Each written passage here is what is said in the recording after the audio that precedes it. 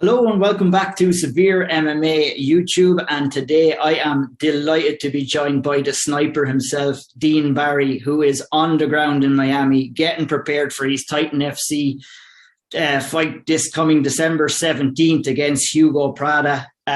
Dean, thanks for. First of all, I'm sorry for waking you up from your nap, and thanks very much for joining me today. Like I said, Dean, you're on the ground in Miami now. You arrived over there a couple of days ago. You're nice and settled now. But I mean, getting the stamp on your passport and actually setting foot in the States has been quite a process for you. I mean, you went through a bunch of visa issues that kind of hindered you over the last year or so. How good did it feel to look at that border patrol guy? He puts the stamp on and he said, "Welcome to the United States." That must have felt great, did it? Yeah, do you know what it was? So I thought they were going to do the border patrol in Ireland, the main one. We have a big one there. So it's kind of like, right, well, look, if something happens, I'm at home anyway. I can just go straight home. Then they said they're doing it in Paris. So I was like, all right. Then flew to Paris and I was like so nervous because it's been like nearly 3 years for me. And then I flew to Paris and they said, oh, they're doing it in America. And I was like, ah. So I was just on the back of my mind, But then when I got there, they were chatting to me at the desk and then they said, can you just come to the back with us? And I was like, oh, here we go. But it was grand. I was just nervous. They brought me back and they were great and they filled out like that professional fire. And because I have a working visa now and they sent me through. They were so lovely. And yeah, I was just relief, man. I felt like I've had this weight on my shoulders past year. I haven't been able to fight. And just, yeah, man, I just felt like, my life can get going now. So it's just really nice, Yeah, it must have been great. I know I'm the type of person that even when I'm going through border patrol and I've done nothing or I have nothing to worry about, I'm still nervous. So I can't even imagine what you were like. And it must have been great to finally set foot there and kind of put all that to bed. And I mean, the visa issues, you mentioned something on your Twitter there a while back about, you had something happen in the past that caused these visa issues. Is that something that you'd like to share with us about what maybe might happen and kind of the journey that you had to kind of go through to get that visa and to be where you are right now? Yeah, I've no problem talking about it because it would help someone younger who might have made a mistake that I made, and it happened when I was 17. So I hope it's one day somebody else can hear it and will not make the mistake I made. So basically, when I was 17, a guy I went to school with had asked me to hold something in my house for him. He was somebody I was really good friends with, and he said he'd give me money for it. I was going on holidays with my family, so I was so excited. I was like, yeah, that's so cool. And then he gave me a parcel. I put it in my bedroom, and 2 days later, the police, SWAT cars and all just kicked me door through and turned up and went straight to where it was. And then they basically just told me what happened. I was set up by someone, and then that guy disappeared out of the country, and yeah, I was left to face the music, and then it ended up being on my record. I didn't go to court till I was a bit older. And I was only a kid at the time. I was really young, and then I got a suspended sentence for it. Cause I'd never been in trouble before, so I was able to get away with it. And I got a suspended sentence, and they said it will be on my record because I was trial as an adult, and I never have been in trouble since in my life. I haven't even got a speeding ticket or nothing. So it was just something I had to carry with me. It stopped me getting in the army years ago. I passed on my fire brigade test. It stopped me getting in there in the end. It just had a shadow on me, and I was always nervous going back and forth to America. It also stopped me. That's why I couldn't go back to Canada when I was training out with TriStar there. I had a really good setup there with George St. Pierre, Faraz and everything, and couldn't get back into the country. I know George sent a video for me to try give to the border patrol, explain the situation and all. And yeah, it was a nightmare because I'm a nice fella. I'm not one of them people, do you know what I mean? I'm just quiet, I keep to myself. And so it's just hard to explain. And no matter when you explain it, people are just some people will just instantly think the worst, you know what I mean, without actually underhearing the story. So I got denied in 2019. I was supposed to fight over here, and they took the visa off me, and I was told I'd never get in. And then I just went through hell trying to get the visa. The UFC signed me. They couldn't get it. So with the UFC, what happened was with them, they applied. I was supposed to fight Mike on Fight Island in January. He couldn't get passport or something. Yeah, sorry, it's going on. He couldn't get a passport, so then they scheduled us for May in Vegas, sorry. So they applied for my visa, they applied for a special waiver from me. It was all denied, and they said mine was the first one they've ever seen that came back denied, even for a special waiver. So mine had to be an interview process that you had to go through, and at the time they said they couldn't get any interviews with COVID. So they said I could be sitting out for years, you know. Yeah. So then they basically said to me, manager, look, the Mike fight is the only fight I could do because I have such little fights. He has such little fights, and it's going very hard to get anything from me now with no visa. So it's not. Just about with that, like you. So you were told that by the UFC that if you weren't fighting Mike Jackson, they wanted you to get a couple of more fights. Basically, they kind of said, you know, this, because I was 3-1, they said usually they want people to have like 5 fights, you know, unless it's like a crazy exception, you know, if you're some like glory champion, I don't know, you know, something big. Like obviously I'm a world champion in my sport, but it's not, you know, glory and etc. or whatever. But they said, look, usually they make an exception, but like they said, usually they look for 5 fights. That's kind of why Contender Series is 4 fight minimum. To get the 5th fight. So. And is that a policy that UFC has kind of changed over the last couple of years? Because I definitely remember, I know I like to make exceptions for maybe like the likes of CM Punk, who hasn't even had a damn fight at all. So like it must be frustrating for you to hear that from the UFC when you know that there has been fighters in the past that have probably got in there with less than 5 fights. Yeah, but you know what it was? I think things we're just starting to change with them. Like that was just a way in for me, and I know every single fighter there's a different circumstance for everybody. For sure. And that's what they said to me. Look, they said this was a way we can get Dean in. They wanted to sign me straight after my last fight. And look, I wasn't one bit frustrated with them. I wasn't one bit annoyed. My manager talks to them all the time to me. Like, they're really nice and they're actually very fond of me and they're really excited about me. So they said, look, I was left sitting waiting for the Mike Jackson fight once I got the visa. That he's having some shite with them, like he's like a bit of a diva, man, apparently, and just causing all sorts. So they said, look, we can't make this fight anymore. So they said it's going to cause, I think they said something like it's going to be a lot of stress trying to get Dean sanctioned with the Athletic Commission. But if he had the 5th fight, it'd be so much easier for us. I could get him going straight away. So I don't want him sitting there. So that's basically what they said to me. So my manager said, look, will you take one fight? Can we try to get you the one fight as quick as possible? So we only found out with this like October time, I'd say. Like, and then I was so nervous. And you know what it was? I was more nervous about what everyone else was going to think. I was so worried about people going to laugh at me, or people all going to like talk shit, or like happy to see that I'm after having to take one step back. And it was more, and I was so concerned about what everyone else was going to say and laugh and all that. I was like, you know what? Like, this is what I have to do. So I said, yes, let's get a fight. And then so they said Titan's a great option for us. Reached out, started the fight, yeah. Boom, straight away. He said, yeah. Didn't even check who the fellow was. I just said, yeah, look, I don't give a shit. Like. Yeah, well, good for you for thinking like that. Like, I mean, there's always going to be people that are going to be there to try and tear you down, man. But credit to you, you're there and you're making things happen, like more so than other people. So good for you for that. And I mean, as regards to the UFC, are you still a UFC contracted fighter right now? No. So basically, right now they said in my contract I had to fight. It kind of says I had to fight Mike. So they had to like terminate it for me. But they're gonna, once I win this fight, I'm gonna go in the new year. Mm-hmm. So. That's that's the plan, yeah. And that's the plan, yeah. My manager and all can vouch for me and everything like that. But I'm just asking for a bit of clarity is all, like, you know, around the situation. Like, it's not as if I don't believe you or anything like that. It's not you. We're just saying, like, that's one thing. What, like, you know, I used to try to explain myself to people, like, no, this is what's happening. Like, yeah, right, and all. So I just kind of, I've said, like, fuck everybody, you know, like, I'm focused on myself now. And since I have stopped, I've changed so much stuff in my life for this fight, man. Like, I've changed where I've been, where I'm training, I've changed everything, and it's put me in such a much better place. So I'm just going to let me fight and do the talking. Like, people will see now how long I've been a year off. Like, look, anytime I fight, I go out there and I put on a great fight, and people are going to see that, and I'm excited for it.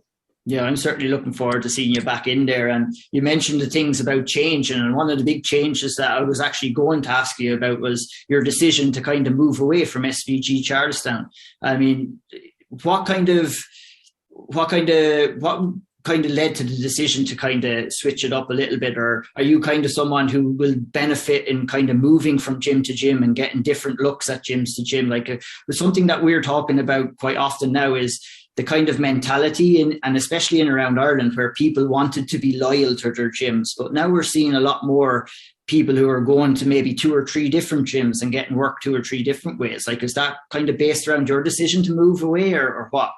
Not really, you know, like I, at the end of the day, I started my career in TriStar, but then I was there for a few months and then I couldn't get back into the country, so I came in there, joined on at SBG, and that's where I have been for the whole time. But I made a decision to leave because, like, if you can imagine, like, I was given a UFC contract, had to travel the world to get a visa. I went through such bad depression over it. I was in like the darkest place in my life. I was going through a really bad custody battle for my son. I was in when I say look, I was in a bad place, and I didn't even want to get out of bed in the morning. Like, and I was going, just not enjoying me training. I was like, why am I going back and forth to this gym every day, paying for tolls, paying for fuel, and when I've no hope of getting a fight, I don't even know if I'm going to get this visa. I don't even know. And I'm sitting there broke as anything I could, like trying to make ends meet for my son. I was like, just in a state, man. And then I started associating the gym with how I was feeling because I wanted to be anywhere other than there. And it was all just accumulation of everything. Like, I didn't really have friends there or anything, you know. I had like a couple of friends, but I just didn't have what I was going through in my life. I needed friends. I needed teammates, and I didn't have that there. I didn't have that support there. So I said, I don't want to go over here and when I'm feeling like this, I need to be around people that support me and help me. And that's all it was. Like, Owen's a fantastic coach. Like, I wish him nothing but the best. Like, he's a great coach and I learned so much off him, and I wish him and the team nothing but the best. But, like, you know what I mean? I heard there were like not a few like nice things that I said about me when I decided to leave. So like I could say things as well, do you know what I mean? But which wouldn't bother. But it's like that. I think there's like a little cliche in Ireland, like if you leave a gym, you're a rat, you're a snake, all this stuff, and that's just all that stupid mentality of the hard man MMA act a lot of people put on. Like, and they think, oh, it's this way, everything's this way. It's not. Like, if you want it, MMA is you train as a team, yes, but it's an individual. You're the one who gets in the cage. You need to be in the best place. You need to be in the best mindset. Like, you need to have the best support and everything. And it all comes under together. Like, I'm over here. Bro, the team, you want to see the guys at Sanford. They're literally just like a brotherhood. Like, it's crazy. At American Combat Gym, it's just all brotherhood. They're all picking each other up, training, going for food. And they're going in, killing each other. And they're like best friends. And you don't really see that in Ireland. I went to Team Rhino there but just before I left. And that's one thing I'll say about them is like what I was kind of searching for. I saw that there. Like, there was a packed mat full of like kids, like young kids and up. And bro, they're all like, they're really good guys there. Like the rest, I got thrown around the place by like 17-year-olds and stuff, like in the wrestling class. But they're all like having the crack with each other, but they're helping. They're really like, you can see they're all really like there to help each other, you know. And that's what I liked about it. So that's kind of me. I thrive in them places. Why do you think, in your opinion, that brotherhood and that kind of companionship, that it doesn't exist back home in Ireland in comparison to where you are now at Sanford? So I wouldn't say it would be everywhere at home, to be honest. Ian. Like, because I can't personally speak for every gym. Like, I don't know what goes on in gyms, but just from my experience, I can go off it. Like, but like as I said, Team Rhino, they're kind of like, they're real good, close with each other. So, but over here, I think in Ireland, a lot of people are very bitter and selfish. There's a lot of like, they don't want to see the next person get the call up. They don't want to see the next person go to the next step. Like, when I was the next person after Connor to go in, I got the call, and 80% of it was positive, but you got a lot of people who were just shiting on me or like, had like smart comments to make and stuff, just because it wasn't them. But I'd be the first to be congratulations. That's amazing. Like, even like when I did get in, because I couldn't fight, and then I saw Ian fight, and I was delighted for him. Delighted he got a win with a great knockout. Like that, and that's the sort of way you need to be. Like, you need to say, I'm next. I'm not focused on this man. I'm next. And then in this place, there's just more support. They all really want to push each other, and they all get so excited. Like, I made friends with these boys in May in Dominican Republic. I was over there on my own. I had no coach or nothing with me, like, because Owen was off the corner, had no coach, you know, and they were all there for me. They all like supported me, even after the fight. They all stayed in touch about my visa, and then when I posted about my visa, they all were sharing on their Twitters and all, like, "Oh, Dino, so happy." But not one person at me I trained with did ever asked me, "Was I all right?" Or ever came to me to see, you know, how I was getting on, as opposed to just laughing. And I don't understand it, to be honest with you. And maybe it's from the sport I came from. It's all about respect and love and fucking all that. So I don't know, man. It's just not for me, basically. That's fair. That's fair. Talk to me about, it's like Miami is coming kind of like a mini Ireland now, with yourself over there, Palahana's over there, Franz Malambo will be heading over there in December as well. What's it like? Like, I know you experienced, like you told me that it's a great experience overall, but you've hooked up with Charlie Rosa, a couple of others there. You've been doing some work in the gym. You've been holding some pads. You've been getting right stuck in there. Like, what has your experience been in Miami so far, Dean, since you landed over there? So I'm fighting in Miami, but I'm staying in Florida, just an hour away. So I'm staying in Boca Raton, where all the gyms are. I actually met Palahan last night. He's so nice, man. He's an absolute gentleman. Like, I've had him on a couple of times. He's a gentleman for sure. Yeah. Nothing but good things to say about him. He's so nice. Like, we partnered up and everything for drills and stuff, so it was great. It's just nice over here, because do you know what? When I came over here, I said to my family before I left, I said, I'm praying I find the love for martial arts again, because I felt like it was sucked out of me from just the last year and a half that everything I went through. It just sapped the enjoyment out of it. So when I came here, I got stuck into it again. Like, I was only going over to MMA once or twice a week, if even at home. I was doing that with MMA. Over here, I'm 2-3 times a day, straight away, surrounded by fresh people, fresh faces, mindsets, just small things. Like, I'm like that Charles is teaching me loads of stuff, like little tricks and all for like fight camp and what to do and how to monitor things. And like, I'm writing everything down, I have a diary of everything, and I write how I feel and all. It's just great, man. And the level is just through the roof. So when you're around people, you walk into a gym of like 20, 30 killers, bro, you're only going to go up. Your level's going to go through the roof, you know. Mm-hmm. And that's what it's like over here. So I'm real excited to come home to like my new gym and just come in with that positive energy, that like wisdom that I've learned here, the knowledge and like the friendship and all that. And again, because that's what the sport is about, man. As much as like people get too tied up in it being like, oh, it's a fighter, oh, it's like, you know, miserable and angry and like this, but it's not, bro. It's martial arts. It's a beautiful sport. Like, you meet the most amazing people in the world from it, and that's my experience in it. And that's kind of how I'm living. I'm really enjoying it, and they love me fighting style over here. Like, I get nothing but positive things off them. Everybody, since I came here, man, so many people have come up to me, asking me can they work with me, and can I show them some stuff and all that. But you love doing that, don't you? You love like showing people stuff and holding pads and sharing that advice. Like, I seen in those videos with Charles Rosa, like, you know, you can see that you get so much out of helping other people, and obviously getting some of it in return as well. I mean, you're at the early stages of your own career, but can you foresee yourself going into kind of a coaching role maybe after your career? Yeah, but I get such enjoyment out of helping other people. Like, I'm always the first person to say hello to a new person in the gym, or like, I'll always introduce myself. I'll always offer help, no matter who it is, because it's how I grew up. It's how my coach taught me when I was a kid. You know, I used to teach the kids. I travelled the world teaching classes, seminars, a lot. So, when the time would be right, I would love to open up an MMA gym, like say a Sniper Academy or something. I'd love to open up something like that, but it'd be a whole new lease on MMA in Ireland, where just a much more. I just feel like different fighting style, different energy, different vibe, different everything. It's something I'd love to bring, because I do really enjoy teaching. I'm actually going up on the 4th of December to teach a seminar to like 50 people in Florida here. I'm going up to do it. They asked me before I came over, so I'm doing that for 4 hours. I can't wait. And yeah, I love it, man. I get great feedback. Like Charles said, I'm probably one of the best strikers he's ever moved around with. And it's great to hear that, because I never get told that before. I get told, oh, you're stupid, karate style doesn't work. You need to do this, that, and all. And you get a lot of that at home, unfortunately. And that's just the facts. Like, so being here has it's lifted me. Like, it's lifted me. It's got me out of a rut, to be honest with you. Like, I was in like such a bad rut at home, and this has really changed my life. Like. That's good. I'm glad to hear that, Dean. I really am. So talk to me. You've experienced your first year as a dad.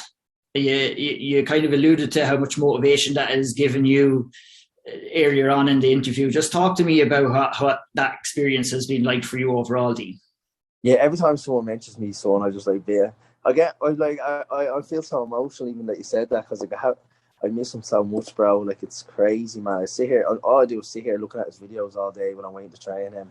It's been the best thing that ever happened to me. Like, if you become a father, man, it will unlock love you never knew existed. Like, it's just, I can't describe it, man. My son got me through everything. Like, he got me through everything. I traveled 5 weeks to the other side of the world, like living in a horrible place to try and get me visa. I went back and forth to Romania. I literally went to the ends of the earth to get that, so I could, because I said, I'm not going to be one of them men who almost fought in the UFC.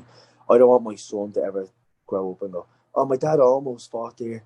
I want my son to go, my dad got in the UFC. He had to go through all this bullshit. He lost his visa. He thought his little life was over, and he dug himself out of that depressive rut he was in. He got himself his visa. He trained his bollocks off, and he went out and he made a life for me and him. And that's what I want. I want to inspire my son. You know, he's too little now to know, but when he's older, he'll know. Like, I'm here for him. This win is going to be solely for my son, and he's going to see. You know, like, look, this is what happens if you don't give up, blood. And whatever he wants to do, I'm going to learn it with him and do it together with him. And I hope one day he'll take inspiration from his dad, you know. That's all, man. My mind's different now. I'm not fighting for me. Like, I'm going out here and I'm fighting, like, for a much bigger purpose. I'm fighting to inspire my son and to provide for him. Look, I actually have his little pillow around here. Nice. That's great. Yeah. Nice one. Well, no, fair play to you, Dean. I mean, yeah, finding that purpose is important in anybody's life, and I heard a lot of dads. I'm not a dad myself yet, but I've heard a lot of dads say that. So good for you, man. And I'm glad that that kind of helped you turn the corner. And you know, you're not afraid to talk about your mental health and stuff like that as well.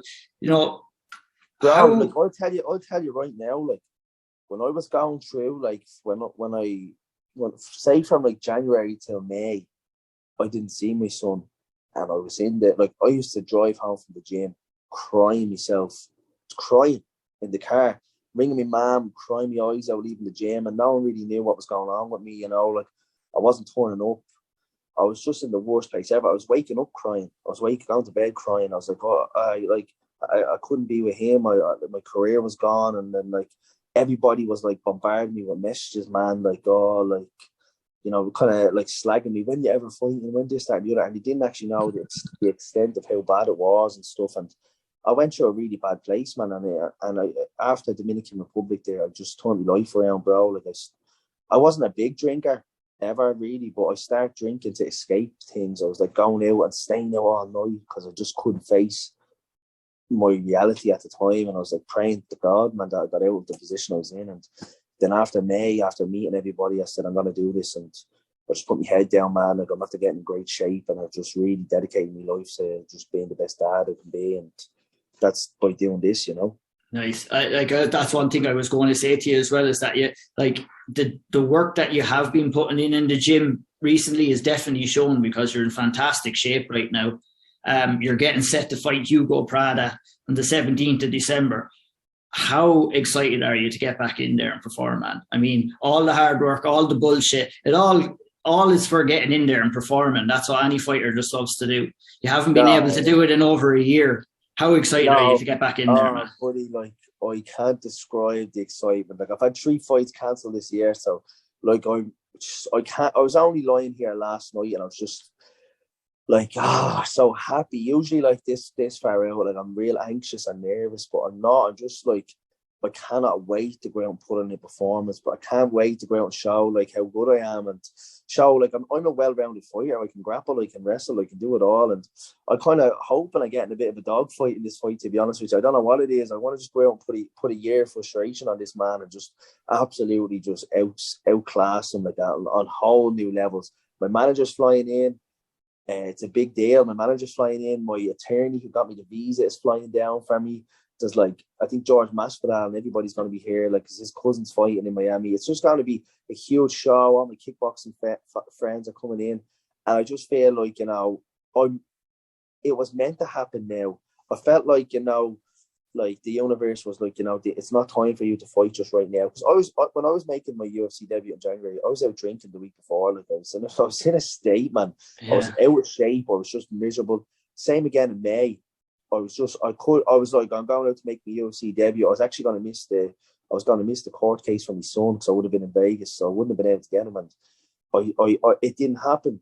And then I got there, and then I got him, and then I was like God's guided me here, and this isn't right. And now, bro, I'm coming into this fight like with the most amazing relationship with my son, my family, my friends. I'm healthy, happy, and I'm staying with like UFC fighters here, and I'm just living it. And I couldn't be in a better place. Like, right now, I think I'm like 168 pounds, but I'm lean and I have muscle on me. And usually I'm like one right now, about 178. So.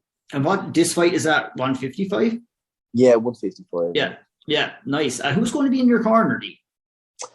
So my coach Rob is flying in from TriStar. So Rob's been with me for every fight. He hasn't missed one.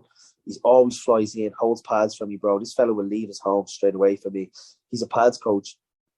Became good friends with him, because Owen said he was only able to go. Owen was only going to fly in for me on fight week, on the day to fight, and then leave. And I was like, well, this is such a big deal, and like, I need someone there for me, like, to cut weight with me, to help me, you know. And then I had my friend Rob text me before that. He was like, Dino, do you need me? I'll fly in 2 weeks out. I'll do all the weight cut with you. I'll do anything you need. I'll do anything. And I'm like, I have this amazing man here who's dedicating his life to me and wants to help me. So just flew Rob in. And Rob's going to coach me. My brother Shane is always in my corner. He's never not there. We grew up fighting together. He's like my best mate. And my manager, Brian, that's all I need. I swear, bro, I'm just the way I fight, I just need someone to give me small bits of awareness if I get in a position. But other than that, I just fucking go in there and flow and steamroll whoever it is, and just I'm like I don't plan anything. Like, I don't watch any tape, and I just take the fight where it is, you know. Yeah, just do my thing. So that's why I was actually going to ask you that exact question. It was like, do you plan for specific opponents, or you just go in there and fight your fight and force your opponent to fight your own fight, basically? Basically, every time I fight, I go in there and I just usually takes me about 20 seconds till I just figure out my distance perfectly, and then like, I'm usually faking and once I get my distance, then it's game over, and just like a chess game, and I'm just gonna pick it apart. And that's what I do, and I usually draw people into a chasing game with me, and then I just piece them up. And it's going to be the exact same thing with this fella. Maybe I'll watch like a minute of his tape, and if I see something he does regularly, like if he's like consistently throwing one thing, I'll keep that here, and then I'll position my body to make him throw that, and then I'll have a load of different counters for him. But other than that, bro, I just go out there and have fun and just do my thing and load of ninja stuff. Yeah, nice. I love it. Obviously, your striking credentials are unquestioned and next to none. Where do you feel you're at right now in the grappling department? I know you've probably been doing a lot of work behind the scenes, obviously, and I know that you've been doing some grappling just this morning there at Sanford as well. How do you feel about where your grappling is at right now? Do you know what? Right, I thought my wrestling's really, like, my wrestling's good. Like, I'm very hard to take down. Like, and then once I get to the fence, I'm even harder to get down if you have me against the fence. I have really good, like, positional stuff, and even my jiu-jitsu, man, like, I'm hard to submit, and I've got a lot of little submissions myself. So I was like, I'm doing really well. And then I went out to the boys at Rhino, and then I was talking to Andy, and I was like, yeah, bro, I was like, I'm not gonna lie to you, like, I'm not gonna sit here and tell you I'm a whopper wrestler, jiu-jitsu, grappler. I was like, my forte is striking, but I can mix it up well. And he's like, yeah, cool. But you know, when you're new in the gym as well, like, and like, I went with the boys, and they just Paul Redmond submitted me like 13 times, bro, in a round. And I was like, I had to how many toe holds was involved in that 13? Bro, about 7 of them. I stopped them and I goes, is there anything you don't know so I can try, like, starting a different position? And he's like, no. That's great. So, man, there was like guys out there just throwing me around the place, and I was absolutely exhausted. It was like more mental in my head. You know, you're new in somewhere, you don't know how to go, and like, you know, I'm a really, like, I'm probably the politest person you'll ever train with. Like if I like take someone down, I'm like sorry, or if I like hit someone, like all right, like I'm just one of them. Like I don't go hard. But when I came out here, man, I feel real fit already before I left, and then I'm going with like Charles and stuff like that, and the boys are saying like I've got pretty good wrestling and jiu-jitsu. He's like, you're way better than I thought you'd be, and we're proper going on each other. Like I'm defending everything and stuff, and it's once my mind's in the right place, I shine. Like my level just shoots up. It's weird. Like I can't explain it, but it's just your confidence will build every time, you know, when you're putting yourself in a new environment, Dean, and you're seeing the results as well. Like you're defending takedowns from guys at Sanford. It can only give you more confidence going in there anyway. Exactly. And I'm holding my own with everybody, and I'm I'm better than I think I am. Do you know what I mean? Like, because I'm not one of them. I don't sit there and go, oh, bleeding deadly and all. Like, I'm confident in myself because I'm doing it since I'm 10, bro. So I know how to deal with competition. I know how to deal with the nerves of fighting. And that's one thing. Like people, like I never go hard in the gym ever. Like I never spar hard because I give my best rounds on the night. Some people, they thump the head off each other in the gym, and then come that fight, they're getting knocked out or beat because they're taking most of their blows in the gym. Like, so you need to train smart, and that's what I do. And some people see me as like a fairy and stuff. Oh, you don't hit hard, but when I fight, I knock everyone out because I don't pull me kicks in a fight. I'll tell you that now. I go through people, you know. Yeah. You mentioned Team Rhino a couple of times throughout this interview. Would it be safe to say that when you return back home to Ireland, that's where you're probably going to be full time from now on, or have you really made a decision on where you'd like to train when you go back to Ireland?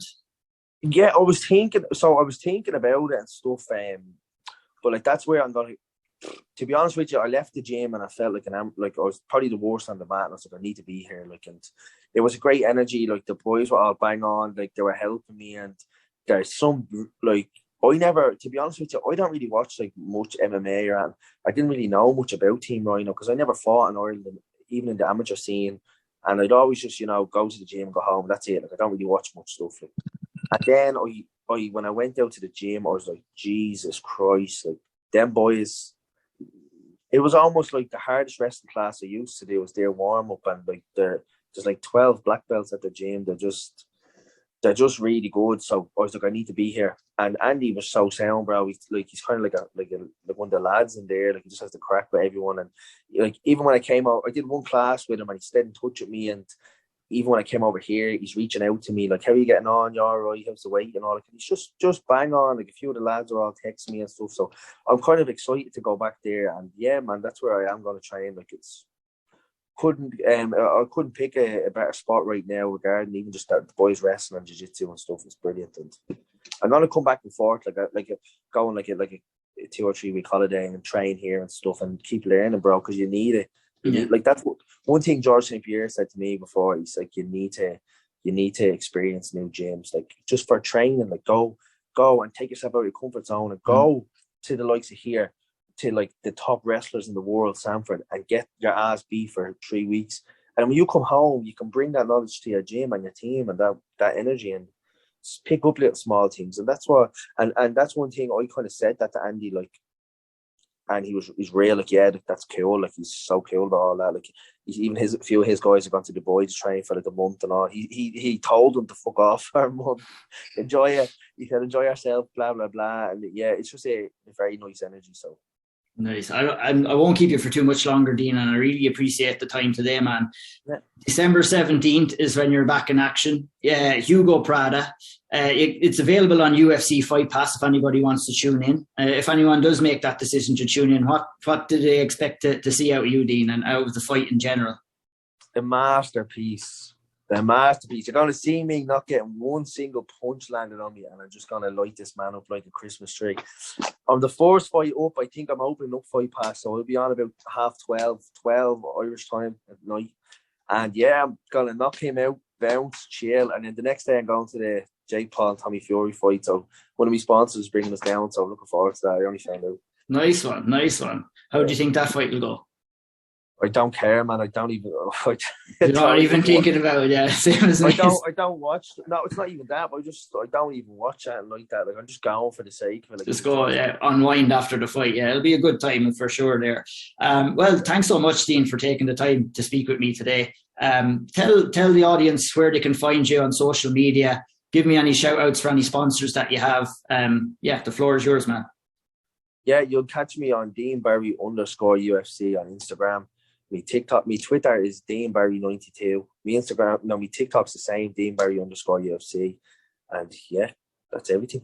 Perfect. Sounds good, Dean. Well, I wish you the best of luck. I'm looking forward to seeing you getting in there, man, and performing again. I know it's been a long old road for you. Yes. So go in there, enjoy yourself, and all the best with the rest of your preparations. Enjoy yourself in Miami. And thanks so much for taking the time to talk to me today. And thank you, everybody, for listening in. If you like what you heard, go and follow Dean. Tune in and watch his fight on December 17th on Titan FC 73. He's fighting Hugo Prada, a tough Colombian. And if you like what you've seen here, hit the like button, hit the subscribe button, and thank you everybody for watching today. Cheers, brother. Thank you.